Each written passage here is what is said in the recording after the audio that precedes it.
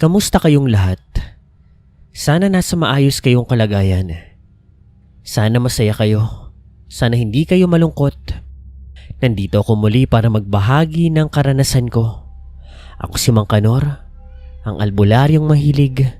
Sige nga kung kilala niyo ako. Saan ako mahilig? Comment down below. Pagpapatuloy natin ang kwento.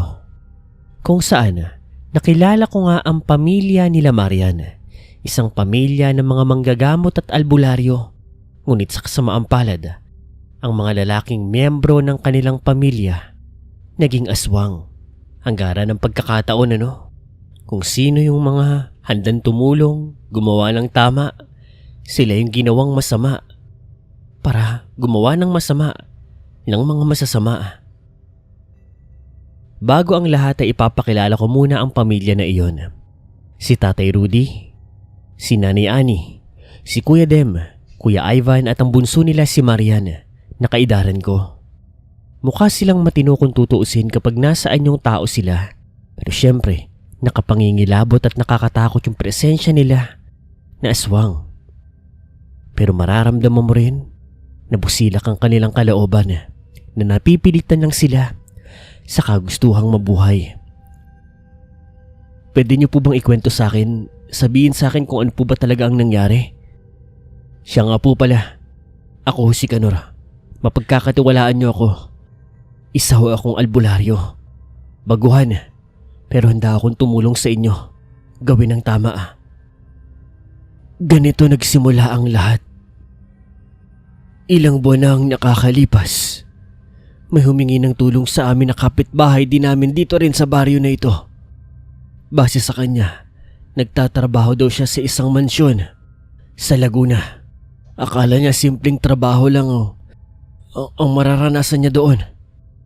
Hanggang sa nakadiskubre siya ng isang malagim na sikreto ng pamilyang pinagtatrabahuhan niya.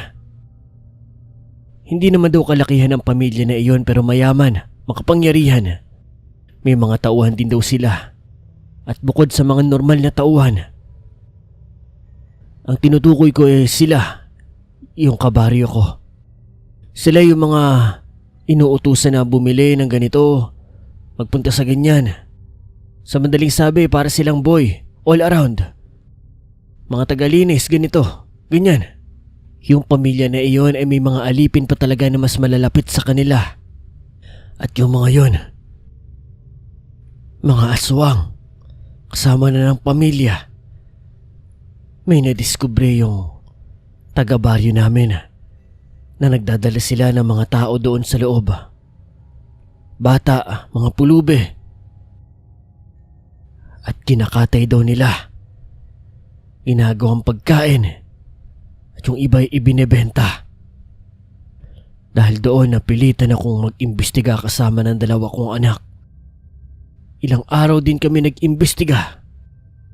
Ngunit masyado magaling ang pamilya na iyon. Natutunugan na pala nila kami. Nung gabi na nadiskubre namin na totoo ang sinasabi ng kabaryo namin, yun din ang gabi na nahuli kami ng mga aswang. Napalaban kami sa mga tauhan ng pamilya na iyon. May napatay kami. Nasugatan din kami, magagaling sila makipaglaban. Pero wala kami nagawa noong dumating na ang ilan sa mga miyembro ng pamilya nila. Malalakas sila. Hindi normal ang mga aswang. Hindi ko alam kung anong klaseng lahi sila. Hindi pa nga gumagalaw noon si Madam Cynthia, ang pinuno ng kanilang angkan. Dinakip nila kami. Pinahirapan ni binugbog. Akala ko nga'y papatayin na nila kami. Pero isang kasunduan ang ibinigay sa amin ni Madam Cynthia.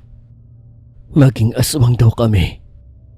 Magpakalat daw kami ng mga inihaw na may lahok na karne ng tao. Gusto kong mabuhay. Kahit mga anak ko. Kahit sila na lang. Kaso kasama sa kasunduan na 3 kami magiging aswang. Wala kami nagawa. Sa totoo niyan, ilang buwan din kami doon sa poder ng mga aswang. Hindi nagmadali ang paglilipat nila sa amin ng kapangyarihan nila ng pagiging aswang. Dahil may lahi nga kaming albularyo kaya natagalan. Muntikan na nga rin kaming mamatay. Akala nga ng anak ko na babae at ng asawa ko ay patay na ako. Kami ng mga anak ko. Dahil kababalik lang din namin. Kulang-kulang 2 linggo. Sinabi namin sa kanila ang lahat ng mangyayari. Mahirap tanggapin. Pero kailangan. Umiyak si Mang Rudy. Ganon din Ganon din si Kuya Dem pati si Kuya Ivan. Kasama si Nanay Ani pati si Marian. Nakakaawa ang sitwasyon niya. Mali ang ginawa niya. Pero masisisi ko ba siya? Gusto lang naman niyang mabuhay. Kahit nga mga anak niya na lang Kaso wala Huwag ho kayo mag-alala. Tutulungan ko ho kayo. Nakita kong guminhawa ang mukha nila.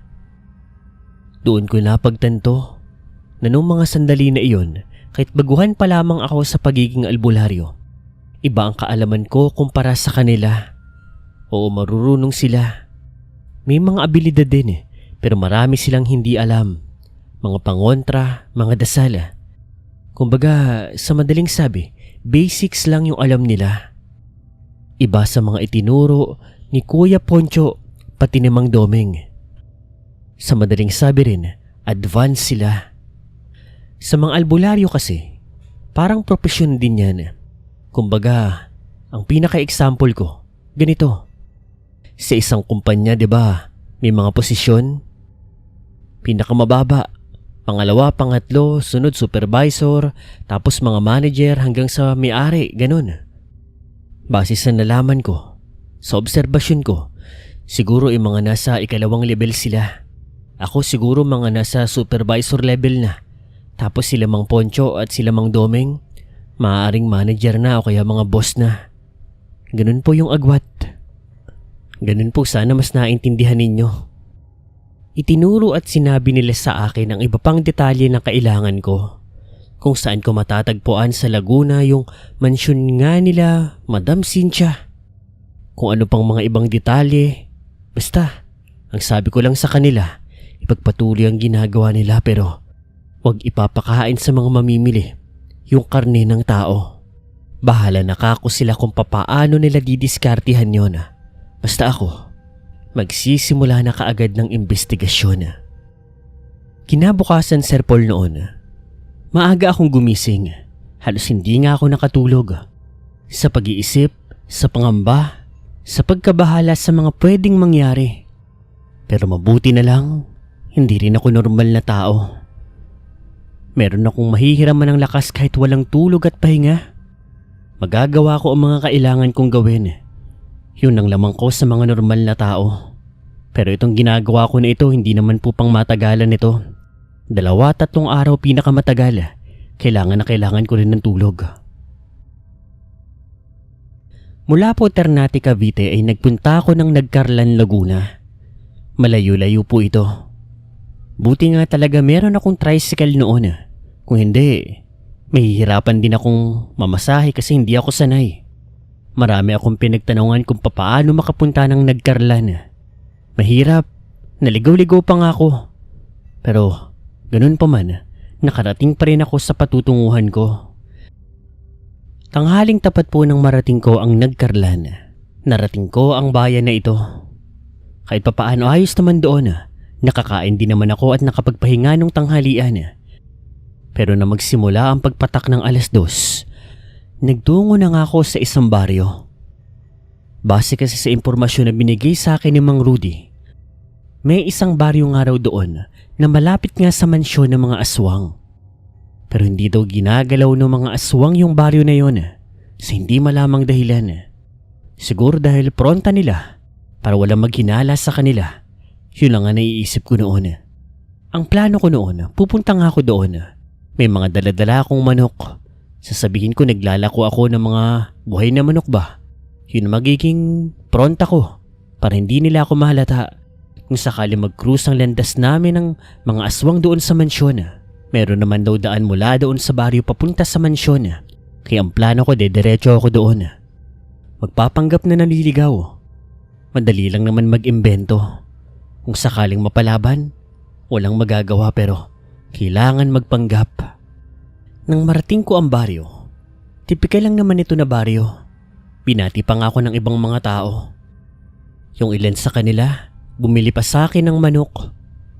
Tama yun. Mas maganda ang pagpapanggap ko. Pagkatapos po noon, nagtungo na ako sa isang daan na itinuro sa akin ni Mang Rudy. Sementado naman ito. Wala rin naman nagbawal sa akin. Dire-diretso lang ako doon. Magdidilim na rin po nito. Ako noon, nababahala, kinakabahan. Pero sa hindi ko malamang dahilan, para ba akong nasasabik? Para kasing hinahanap-hanap ko na yung bagay na yun. Mula nang naging albularyo ako. Yung pagtaya ng buhay ko para lamang makagawa ng tama. Para bang ginugusto ko na. Makalipas ang ilang minutong pagmamotor, nakita ko na rin sa wakas ang malaking mansyon.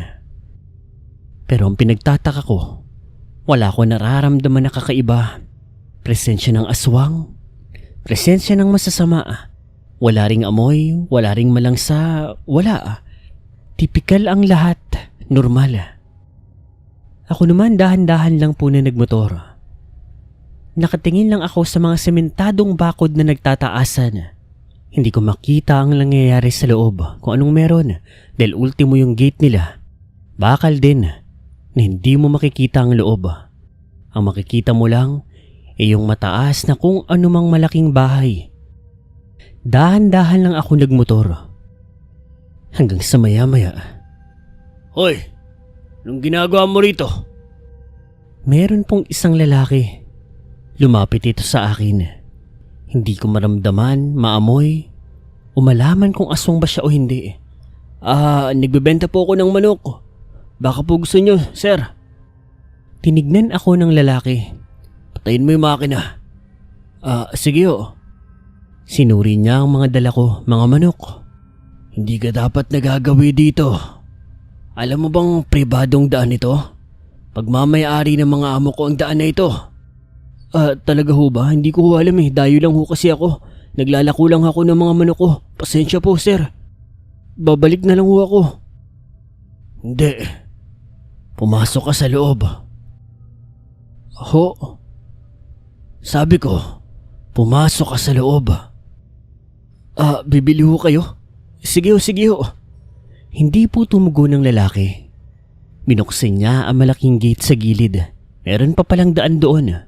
Sumunod naman ako, Sir Paul, at pagpasok ko sa loob, nakita ko ang isang malaking bahay sa gitna. Magara, maganda. Sa mga sandaling yun, wala akong maramdaman. Makita kahit maamoy na pagkaaswang sa loob. Sa likod, may nakita ako mga kabahayan na sigurado ako doon nakitira yung mga tauhan nga ng pamilya na iyon, yung sinasabi nga ng kabaryo ni Mang Rudy. Hindi ko pinahalata na nagmamasid-masid ako sa loob. Nakangiti lamang ako. Pinapunta niya ako doon sa likuran. Malayo doon sa may malaking bahay. Malawak pala yung bakuran na yon. Hanggang sa maya-maya, narating na nga po namin ang likod. Doon sa mga bahay. Sir, ilan po bibili niyong manok? Hanggang sa nagulat na lang ako, Sir Paul, nang bigla akong hampasin sa ulo. Imbis na lumaban, Sir Paul, nagpanggap ako na nasaktan at nawala ng malay. Kahit ang totoo, hindi naman kasakitan yung ginawa sa akin ng lalaki na yon. At sa mga sandaling yon, unti-unti ko nang nararamdaman na may mga aswang nga doon sa lugar na yon. Lalo pa nang may mga lumabas na lalaki, tas binuhat nila ako. Tapos, dinala ako doon sa isang bahay doon. Tapos may rehas doon, Sir Paul. At pagkita ko, maraming tao doon sa loob. Mga binata at dalaga na kaidaran ko. Lahat sila'y tahimik lang, takot na takot. Nandoon lang sa loob ng rehas, nanginginig pa. Pagkalabas ng mga tao, doon na rin ako gumising. Kahit ang totoo, hindi naman talaga ako nawalan ng malay. Tinignan ko ang mga tao. Ang mga dalaga at mga binata, mas bata sila kumpara sa akin. Siguro mga nasa 12, 13, 14, mga ganun ang edad nila. Takot na takot sila sa akin. Kamusta kayo? Sinaktan ba nila kayo? Wala pong tumugon sa akin, Sir Paul. Pero maya-maya, isang lalaki po ang lumapit sa akin. Kuya, bakit ka nandito? Kinuha ka rin ba nila? Nandito ako para iligtas kayo. Sabihin nyo, sinaktan ba nila kayo? Kuya, wala ka magagawa. Mga halimaw sila, kuya. Mga aswang sila, kuya. Sabihin mo, ano bang ginagawa nila sa mga kabataan dito? Kuya, isa-isa po nila kaming kinukuha, pinapatay. Di ko po alam, basta alam ko po pinapatay po nila. Kung sinong mapipili po nila, kuya. Napalunok naman ako. Mukhang totoo nga ang impormasyon ni Mang Rudy. Anong pangalan mo? Estong po. Estong. Tagsaan ka? Taga Bulacan po ako eh. Gaano ka nakatagal nandito? Siguro po, mag-iisang buwan na po, kuya. Kuya, marami na po silang nabatay. Marami na po, kuya. Ang dami po namin dito. Tapos ngayon, ito na lang po kami. Kuya, paano po tayo makakalis dito, kuya? Hindi ko alam ang isasagot sa kanya. Pero nagulat na lamang ako, Sir Paul, nang bigla kaming makarinig ng malakas na pagsabog, sunod-sunod. Tapos, nakarinig din ako ng mga sigawan ng aswang. Nagkaroon ng kaguluhan sa labas, Sir Paul, hanggang sa maya-maya, biglang bumukas ang pintuan at nagulat ako sa mga pumasok. Nagkagulatan pa kaming pareho. Ganor? Mang Doming? Anong ginagawa niyo rito? Anong ginagawa mo rito? Hindi na po nagsalita pa si Mang Doming. Agad niyang sinira yung padlock na nandoon nakalagay sa may rehas, tapos pinalabas po kami. Sa labas merong mga kaguluhan. Sina Mang Wancho, pati mga anak niya. Andun din si Mang Pulito. Ilabas mo mga binata't dalaga sa likod. May sasakyan tayo doon. Susunod kami. Bilisan niyo. Sumunod naman ako kay Mang Doming. Hindi na ako tumulong sa kanila. Estong, tara! Hali kayo, sumunod kayo sa akin. Opo, kuya. Opo, kuya. Lahat po ay nailabas ko doon. Abalang-abala ang mga aswang sa pakikipaglaban. Pero sa mga sandaling yon, hindi ko nakita yung Madam Cynthia. Hindi rin ako nakakita ng malakas na aswang o nakaramdam. Parang mga tipikal na aswang lang sila. Hindi naman nagtagal. Lumabas na rin sila Mang Doming, Mang Pulito, Mang Wancho pati mga anak nito. Doon sa labasan, sumakay sila ng van. Nasa loob na rin yung mga binata at dalaga. Walang ano-ano pinaandar nila ang van at ako. Sumakay ako ng motorsiklo ko. Sumunod ako sa kanila. Alang iwan ko yung motor ko doon, yari ako. Nakita ko namang nagkaroon ng sunog doon sa looban. Hindi ko lang malaman kung ano ba ang nasunog doon, pero tiyak ko malaki yon. Nagkakagulo pa rin sa loob, pero hindi kami hinahabol ng aswang. Siguro'y inuuna nilang apulahin yung apoy doon. Hindi naman nagtagal ay nakalayo kami. Nakabalik kami doon sa baryo. Nakalayo kami sa baryo. Nakalabas kami ng Nagkarlan. Nakalabas ng Laguna at nakabalik ng Cavite, diretso sa bahay ko.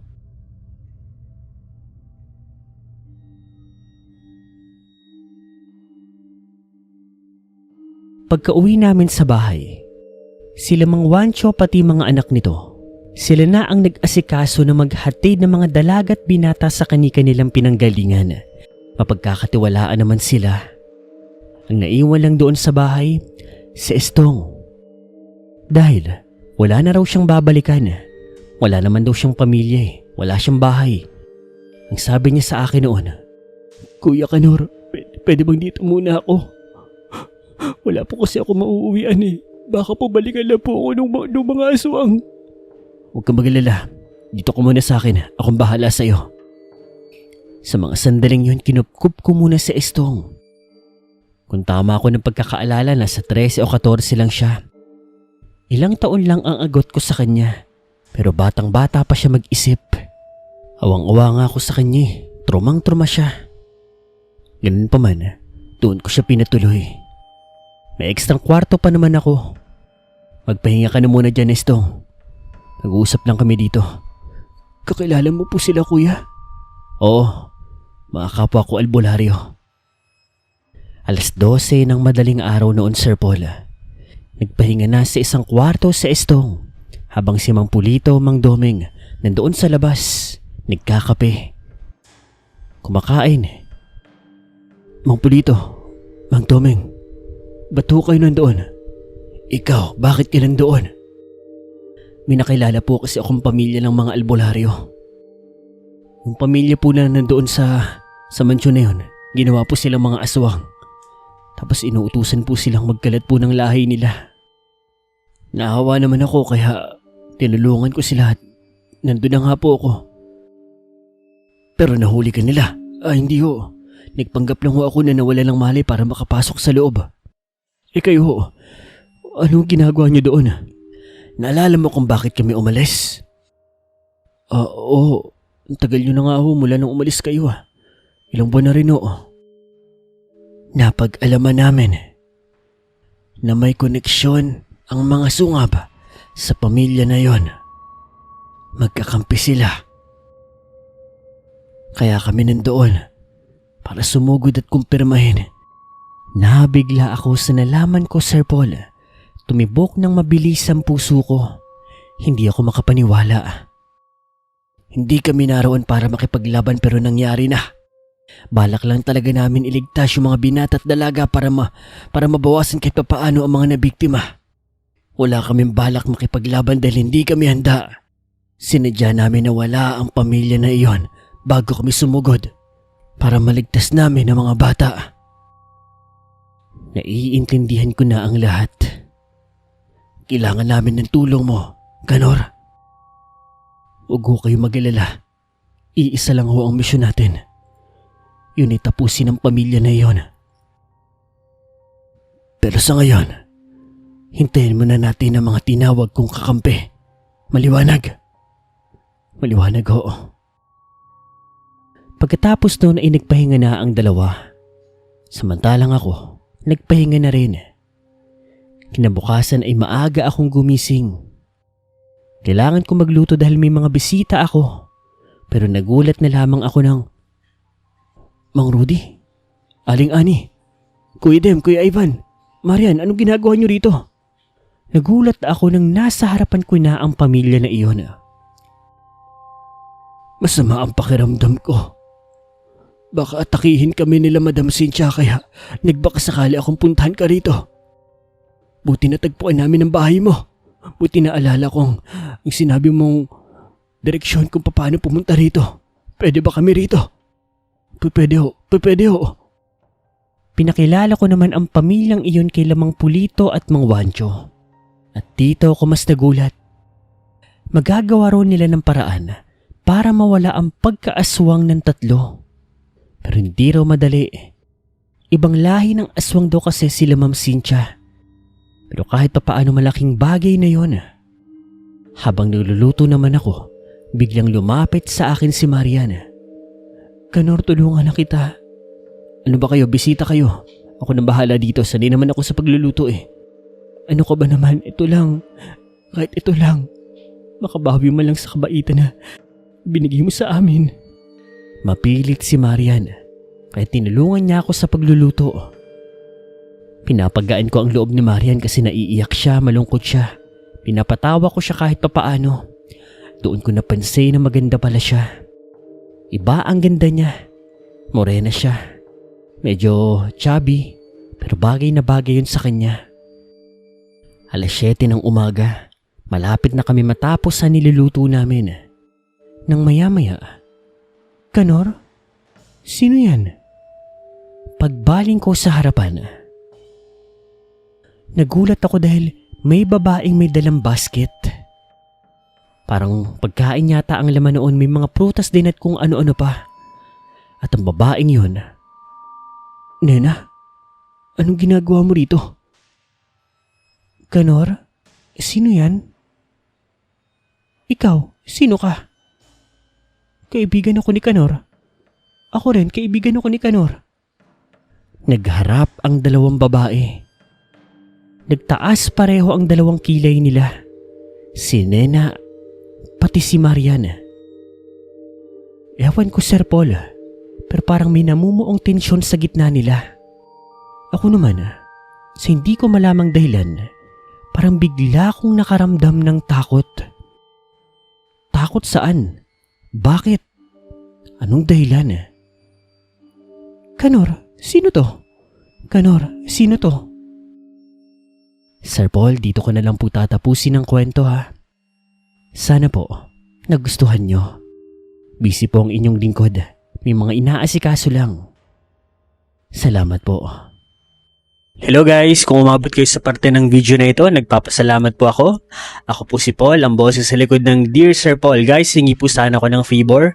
Punta po kayo sa Facebook page natin. Nag-upload po tayo dyan ng maraming stories. At the same time, punta rin po kayo sa Spotify natin, Creepy Macpanset Stories. Yun lang po, maraming salamat po. Susunod na lang po ulit na kwento. Sana po nagustuhan niyo ang kwento sa araw na ito. Maraming salamat po.